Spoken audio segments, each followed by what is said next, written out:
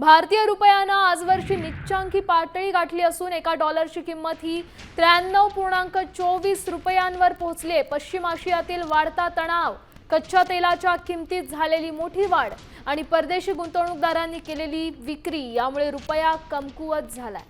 कच्च्या तेलाचा दर प्रति बॅरल $120वर पोहोचलेत आणि अमेरिकन डॉलर मजबूत झालाय।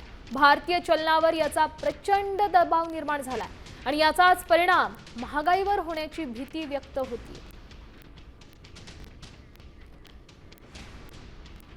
तर अमेरिकन डॉलर मजबूत झाल्याने भारतीय चलनावर प्रचंड दबाव निर्माण झालाय, याचाच परिणाम महागाईवर होण्याची भीती व्यक्त केली जाते।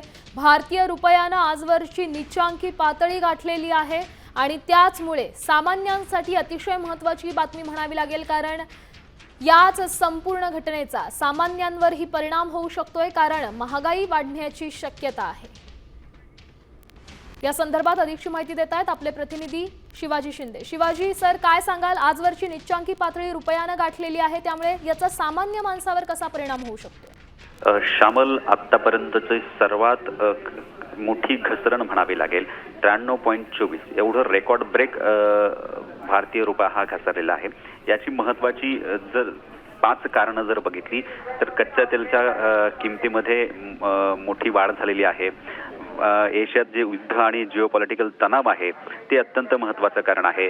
विदेशी निवेशकांमध्ये भरपूर निवेश जे केलेलं होतं ते काढून घेतलं गेलेलं आहे बाजारातून, त्यामुळे सुद्धा हा बाजारावरती एक मोठा परिणाम दिसतोय आणि डॉलरचं वाढलेलं महत्त्व या सगळ्या कारणांमुळे भारताचा जो रुपया आहे त्याची एक ऐतिहासिक घसरण झालेली आहे आणि जवळपास तुलनेनं हा 93.24 इतका रेकॉर्ड ब्रेक घसरलेला आहे। शाबास धन्यवाद शिवाजी दिलेल्या या सविस्तर माहितीसाठी। तर जी कारणं आहेत, जागतिक घडामोडींमध्ये जे बदल होत आहेत, ज्या घडामोडी घडत आहेत जागतिक पातळीवर, त्याचा परिणाम रुपयावरही झालेला आपण पाहतोय।